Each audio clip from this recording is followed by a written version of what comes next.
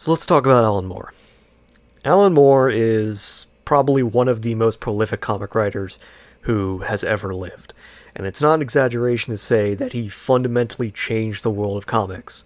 He's created some of the most powerful images, some of the most enduring ideas, and honestly, some of the most popular properties in comics.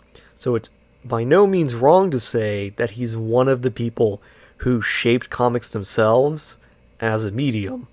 Furthermore, both his DC work and his independent work have gained a great deal of acclaim for how well he writes. And ultimately, I kind of feel that that's to the detriment of comics themselves. Now, this probably might seem hard to square at first, because how can someone whose comics were so influential contribute to the decline and destruction of comics as a medium? Because if he's a good writer, and he's a great writer, how could good writing lead to negative outcomes? Ultimately, it comes down to two things: the focus of his stories and their influence in the wider market of ideas. Now, before we really get into it, I want everyone to understand that this isn't a takedown video. It's not going to decry Moore as a creator, because as I said, most of his work is very good, and a lot of it's very well written. He's not a bad writer.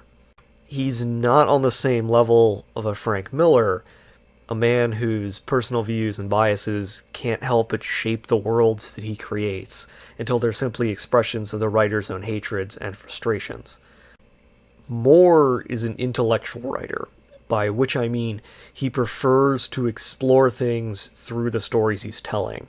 It's not enough for him to simply write a story. He needs to write an idea through that story, and that's both good and bad, as we'll get into.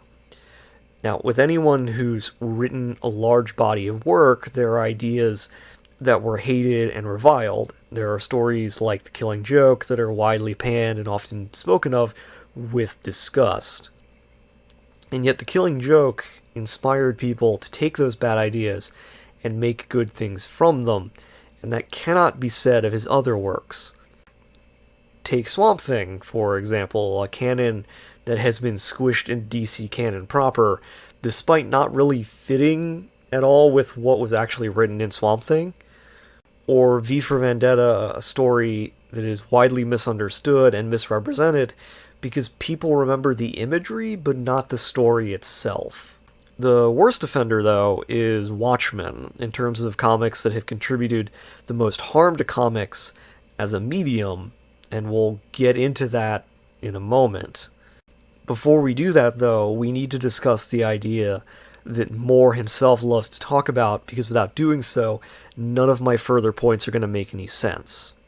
Moore's foremost interest is not in telling traditional superhero stories. It's not even in telling traditional stories at all. As I said before, he uses stories as a medium to discuss ideas, and the idea that Moore is most interested in exploring is not what happens when heroes win, but what happens when they're destroyed. He wants to see them broken physically, mentally, emotionally, usually all three. He wants to see the people turn on them, their families turn on them, their entire identities and worlds destroyed. He wants to strip them of everything and break them down completely to see what happens. And in that regard, Moore's works can best be understood on a spectrum from most obvious and blatant to most obtuse and obscure. On the obvious and blatant side is The Killing Joke. Now, obviously, it's most remembered for trying to shove Barbara Gordon off the stage of popular consciousness and failing miserably. But there's a lot more going on with it than that. It's the comic where the quote-unquote new Joker is best understood, that everyone is just one bad day away from being a monster. It's an idea that's both refuted and proven right in the comic itself. Jim Gordon, despite being tortured by the Joker, despite having the worst day of his life, does not break. He does not become a bad person. And yet at the end, it's implied that Batman kills the Joker. Now, Moore claims that the book wasn't meant to say anything beyond that Batman and the Joker are similar, but I don't really agree with that. The reason I don't is because it bears a lot of the hallmarks of his other works, it's just more blatant and obvious. Batman, the hero, is the one who is broken in the end. He's the one who is shown to be closer to being broken than a normal person, here represented by Jim Gordon. The implication is that to become a hero, one must also be insane, or at least broken beyond being a normal person. Again, this is more at his most obvious and most blatant. It's the opposite of his most obtuse work, which is Watchmen. See, Watchmen suffers from three ideas that have all had negative influences over comics as a medium. First, that all people are innately gray, and thus not really good or evil. Everyone is just a terrible person deep down. Everyone is flawed and sinful and wicked in some way. Second, that Rorschach is a hero. And finally, that the best way to write a villain is in the vein of Ozymandias, the kind of overarching villain who plotted everything out and made sure that everything that happened did so just as he planned. Now, the last two are not truly due to Moore's writing, but actually due to readers and writers not really understanding what Moore is actually going for. Because like I said, Watchmen is Moore's most opaque work. On one hand, you could call it his best work, but at the same time, it's a work whose core messages have been lost and distorted and wrongly internalized by the wider creator and fan communities. To deal with them in order, the first point is pretty straightforward. Moore's idea of a superhero, or of a person, is that we are all innately wicked in some way. This translates roughly to the idea that there are no real heroes, that there are only people with selfish interests acting as heroes. No one does anything that does not directly benefit them in some way. This can be due to emotional needs or financial needs, but ultimately, Moore's view is that selflessness does not exist within the heart of a hero. Now, there are some who call this nihilism, that ultimately things will always happen, but the problem is that this is basically the view espoused by every single character. And what's wrong about this, particularly within the conversation of wider comics, is that this view of humanity is presented as truth. Not a truth, not a kind of truth. It's presented as the real, whole truth. And on some level, there's a kind of arrogance there to declare a certain viewpoint as being the complete truth when it comes to understanding human interaction. This isn't like saying that light moves at a constant speed or that the world is round, things that are objectively true regardless of whether you believe them or not. This sort of nihilism is a philosophical belief, and it's not more true or untrue than any other philosophical way of understanding a universe. Part of the issue is when Moore was writing it. Moore wanted to write about politics, specifically American and Western politics, even more specifically about Reaganism and Thatcherism. His core message was meant to be that it's fundamentally wrong to put people up on a pedestal, that electing or supporting individuals that claim fantasies as reality is ultimately how people are controlled without them realizing it. In essence, it's the belief that people who claim to be there to save you are actually there to destroy you, or at least might destroy you.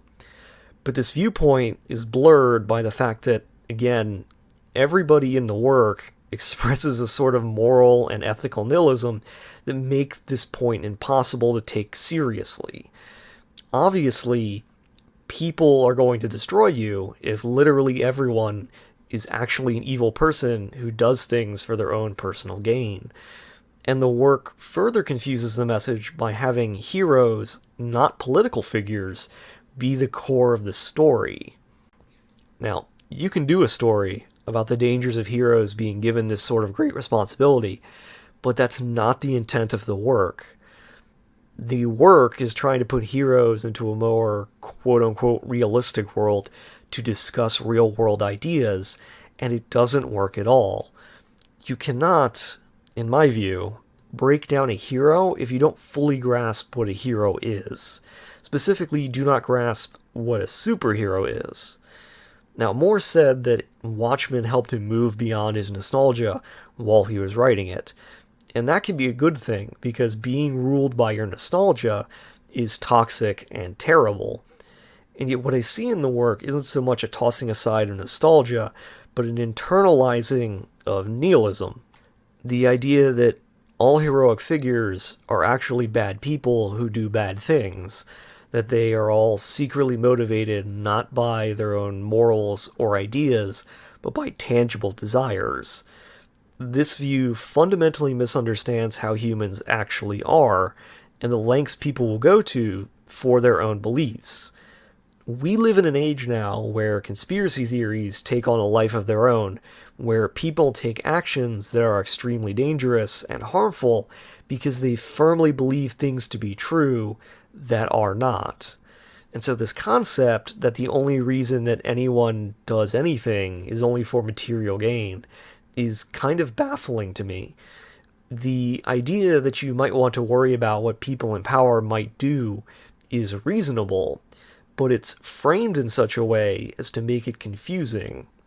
It's very hard to make a story about Reaganist idealism work when your core heroes are not idealists, but all stern-faced nihilists. And yeah, Ozymandias is the kind of figure who is taking advantage of the world's people's idealism, but he's also not the one taking over the world. Because his goal isn't to rule the world, it's to create world peace, which he does successfully at the end. And this is a problem because the core idea that people like Ozymandias are the problem falls apart when it turns out he's the one who saved the world from itself. But the core issue is that this concept that everyone is actually a jerk, that everyone is actually a bad person, became the standard for comics in general. It became the way both readers and writers viewed maturity and modernity. It, along with Dark Knight Returns, drew a line on the ground and said, these are the kinds of things that make a book mature and modern. And speaking of trying to be mature and modern, we need to talk about how Watchmen and Moore himself created the idea of the modern anti-hero. Now, unlike everything I've said so far, most of what I'm going to say now is not Moore's fault directly. Until this point, what I've talked about is the message and underlying ideas of Watchmen, and how those were taken to be the measuring stick for what made a mature and modern book. But now we need to get into things that were not unintentional results of intentional messages. We need to get into unintentional results of unintentional messages. Now, as I discussed already, Moore's idea of the world is one of nihilism, where everyone is at least kind of a bad person. Within that world, there isn't really meant to be a quote-unquote good hero. There's not meant to be anyone who we're supposed to personally root for.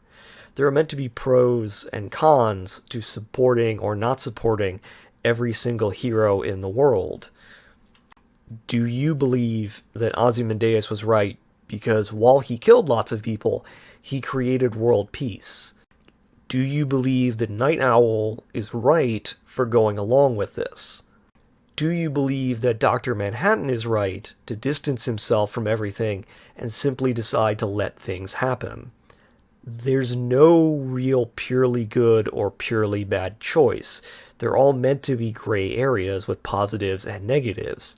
But there is one character and choice that I haven't mentioned yet, which is Rorschach's. Now, the thing is, Rorschach is not a hero. He's not a good person. He is not the protagonist of the work, nor is his viewpoint the one that you, the audience, are meant to go along with. Because Rorschach's view is that what Ozymandias did was wrong, and that going along with it, now that it's been done, is also wrong. It's so wrong that there can only be one solution: to reveal what they did. And the problem with this viewpoint, is that doing this would cause a nuclear war that would possibly kill everyone on Earth, as paranoia and confusion gripped all the world powers. See, at this point, the truth would reveal everything to be a lie, it would result in possibly billions of deaths. That's not to say that Rorschach's desire to tell the truth is innately wrong. The problem is that people wrongly take his uncompromising stance to mean that he's hero of the work, when he's not. Rorschach is a paranoid, violent, uncompromising individual. He's a zealot. He firmly believes in the rightness of his cause. He's essentially what would happen if you wanted to view the most idealized idea of a superhero in the most negative way possible. His view is that the world is black and white. There is no gray area. This is often how people think comic books are in general, with heroes being always white and villains always being black. But this idea of morality is, as stated before, used to make him out to be an extremist who puts everyone in danger, and that's the point. We've already covered the idea that everyone is a bad person in this work, and that Rorschach's failing is that he's uncompromising. The work intends that he be the same as all the other heroes, in that he's flawed and gray in some way, that despite the belief that he's good, he's not. The greater culture, however, didn't understand this. Indeed, it kind of turned him into the template of anti-heroes everywhere. Essentially, it turned anti-heroes into moral zealots who refused compromise, but that zealotry was turned into a good thing.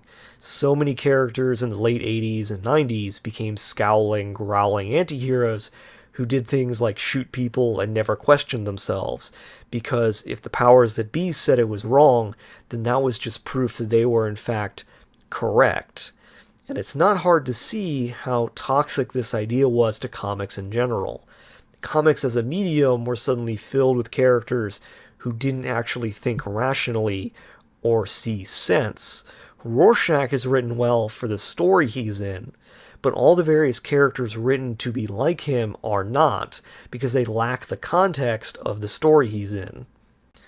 To give an example, the Punisher is not suddenly a good person or a morally correct individual because he shoots lots of people despite the fact that other people think this is wrong. His belief that he needs to do this doesn't suddenly turn him into a good person just because people who are in power think what he's doing is wrong. Their disapproval does not instantly make what he's doing right. Now, it might be said that it's wrong to blame all of this on Alan Moore, and you would be right. He's not alone in this idea of the anti-hero, because in the 1980s, Hollywood also created plenty of action movie stars in this mold, from Death Wish to Dirty Harry to Die Hard. Now, there's a lot to be said about how the 1980s created a certain genre of anti-hero based around events that were going on at the time, but that's not what we're talking about here, because what we're specifically talking about is comics, and the one who popularized the anti-hero in comics is Alan Moore. And it's from Rorschach that all of the other anti-heroes of the late 80s and 90s were imperfectly made, and so the blame sort of falls on him. But Rorschach is not the only thing that was wrongly copied in the medium of comics, because there's also Ozymandias. Now, as I already stated, Ozymandias is not the outright villain of Watchmen.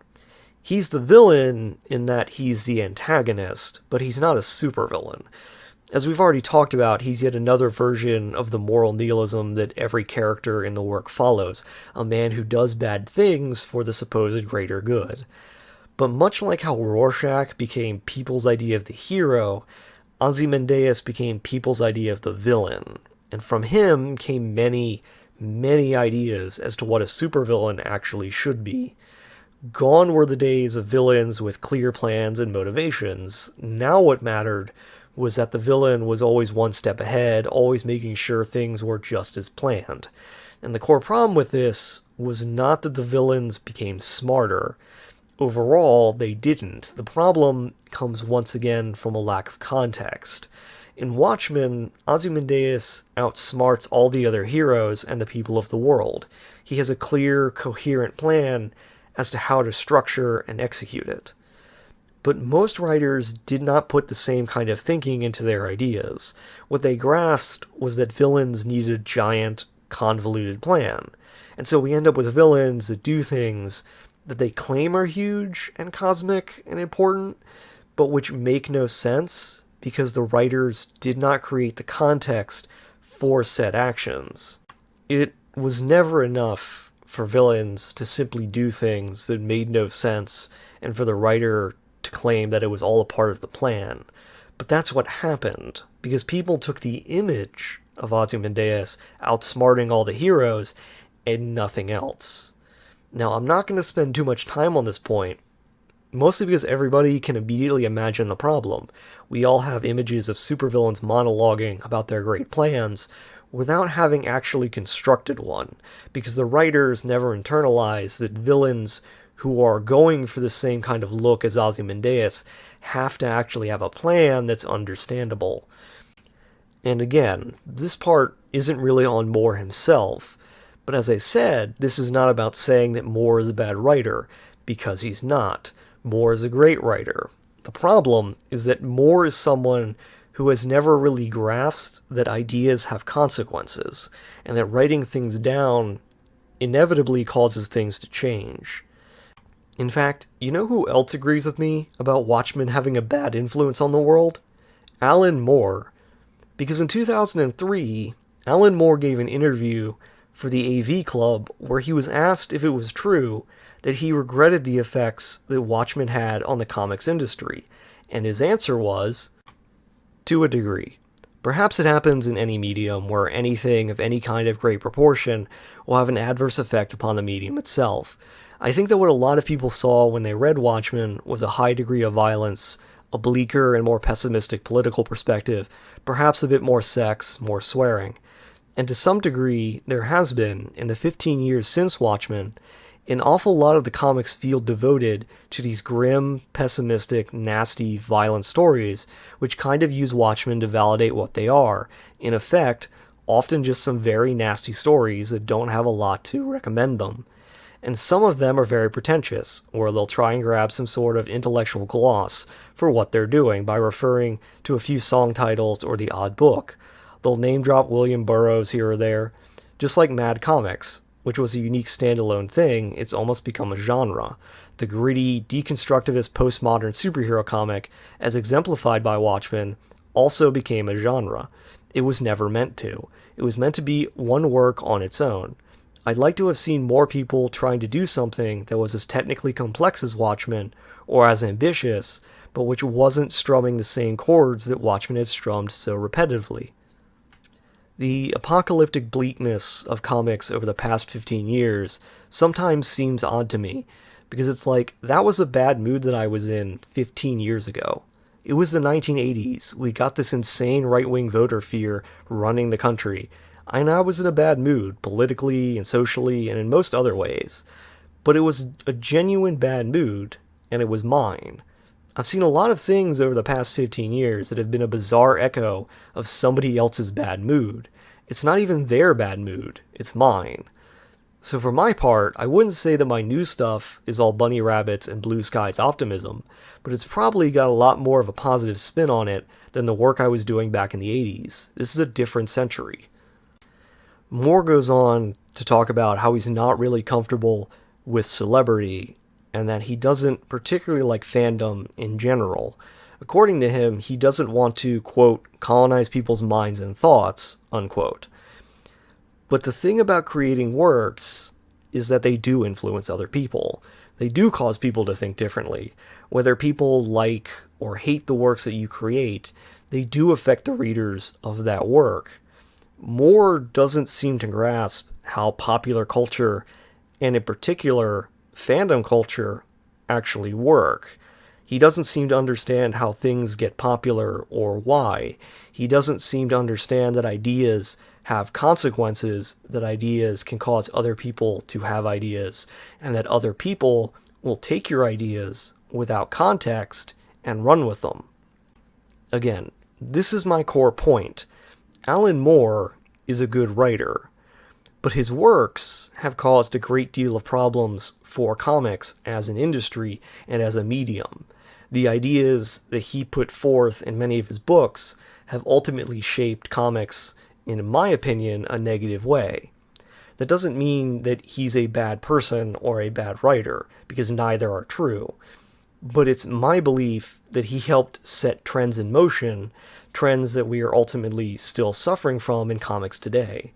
And it's only once we understand why these trends occurred that we'll be able to, as people, to get beyond them.